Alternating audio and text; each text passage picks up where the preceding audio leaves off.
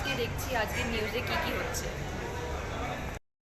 आदिवासी वर्ग का के लिए झारखंड बना है और झारखंड में वो लोग इस हालत में है, अपना रिपोर्ट सरकार का रिपोर्ट खुद ही वो कह रही है कि हाँ मेरे झारखंड में स्थिति है और उसके बाद भी सुधार नहीं है। अब 23 में हम लोगों को ये समस्या दिखाई पड़ रहा है, ठीक है, कि 23% यहाँ पर है, 18-17% वहाँ पर है, दिखाई पड़ रहा है।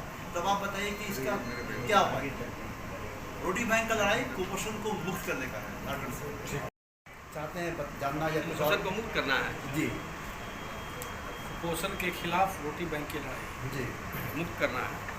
कुपोषण के खिलाफ सबर जाति को बचाना है, हाँ। यही ना है। आदिवासी जनजाति जो भी है, आदिवासी जनजाति हाँ, यही तो ना आपका। कुपोषित तो वही तो जाता है ना। सबर जाति विलुप्त प्राय जाति है, उसको भी बचाना ही है ना। सबर है, बिरहोर है, पहाड़िया बहुत सारे हैं, लेकिन पूरे वर्ग को जिसके लिए झारखंड बना है वही आज मैंने भूखे पैसे नंगा घूम रहा है। सरकार भी झारखंड सरकार और सरकार उसी का तो मतलब क्या रहा है? ये बाहर का नहीं बोलेगा। मेरा बच्चा उस दिन कहाँ से खाना पाएगा बताइए? तो वो स्कूल से ड्रॉप आउट नहीं होगा। अगर वो उसी कारण से जाता होगा कि मेरा बच्चा खाना खा रहा है, मिल रहा है, तो 9 क्लास के बाद अगर बंद कर देगा तो वो बच्चा कहाँ जाएगा? तो हमने लिखा था डीएससी को कि ऐसा किसी स्कूल को हमको दे दिया जाए जहाँ 9-10 को हम लोग खाना खिलाएं, ठीक है। तो हमने चुना भी था, वो आपका माधव सिंह मेमोरियल जो है विजय माल के बगल में, वहाँ उनके मैडम से बात भी की, प्रिंसिपल से, उन्होंने अपने एजुकेशन डिपार्टमेंट से बात किया, हमको परमिशन नहीं मिला।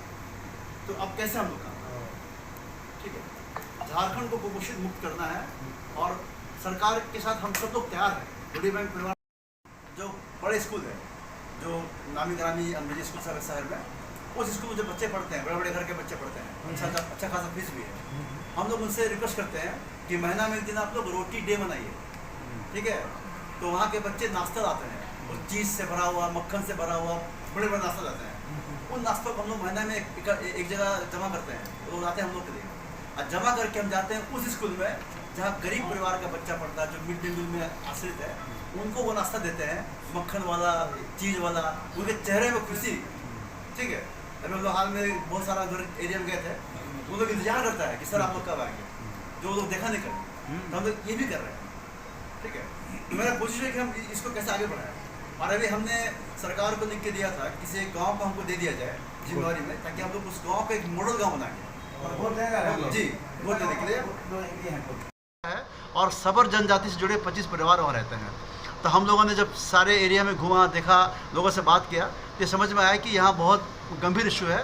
तो हमने इस पूरे मामले को लिखा सरकार को, मुख्यमंत्री को लिखा, गवर्नर को लिखा, अर्जुन मुंडा जी जो केंद्रीय कल्याण मंत्रालय है आदिवासी जनजाति आयोग विभाग के, उनको लिखा, जनजाति आयोग को लिखा, राष्ट्रीय मानवाधिकार आयोग को लिखा, कई जगह हम लोगों ने पत्र लिखा।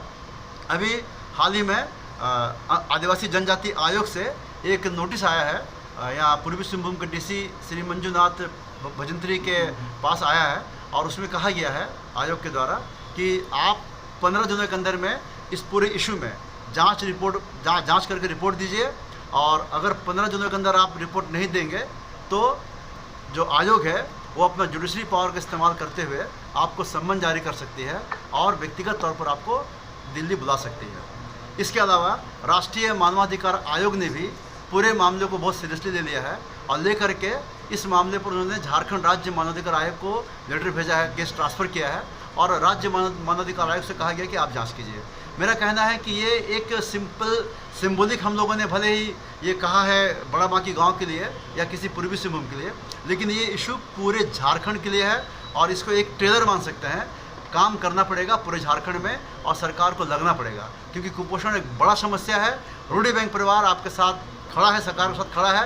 हम लोग जितना ताकत सामर्थ्य है हम लोग उससे पीछे नहीं हटेंगे, लेकिन कुपोषण को मिटाना पड़ेगा, क्योंकि बहुत बच्चे अगर कुपोषित बेमौत को प्राप्त हो रहे हैं तो वो एक बहुत दुखद घटना है।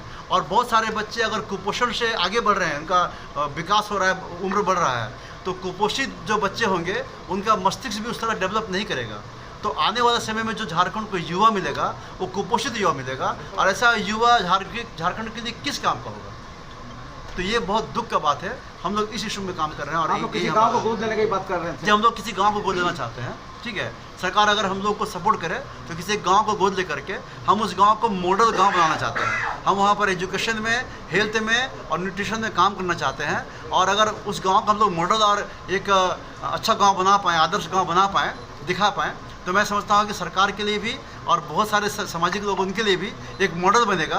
तो इस तरह 1 गाँव, 2 गाँव, 3 गाँव करते करते हम झारखंड में एक अच्छा काम कर पाएंगे। जी मनोज जी, जैसे आपने बताया कि आप ऐसे ही पूछ लिए होते तो शायद मैं कुछ और बोलता, लेकिन आज इसलिए कुछ अलग बोलना पड़ेगा और दुख के साथ बोलना पड़ेगा, क्योंकि इस इशू को, ये जो हेल्थ फैमिली सर्वे रिपोर्ट है, ये रिपोर्ट बनाती है भारत सरकार, ठीक है, ये कोई अलग राज्य नहीं है। और उस सरकार से जुड़े वो मंत्री हैं, भारत सरकार से जुड़े मंत्री हैं। और दूसरी बात है कि हमने जो जांच किया, जो हमने सर्वे किया, उस रिपोर्ट को मैंने डायरेक्ट उनके मंत्रालय, मतलब उनको ही भेजा है। इसके बाद भी अगर वो खामोश है तो ये बहुत दुर्भाग्यपूर्ण बात है और बहुत दुखद घटना है।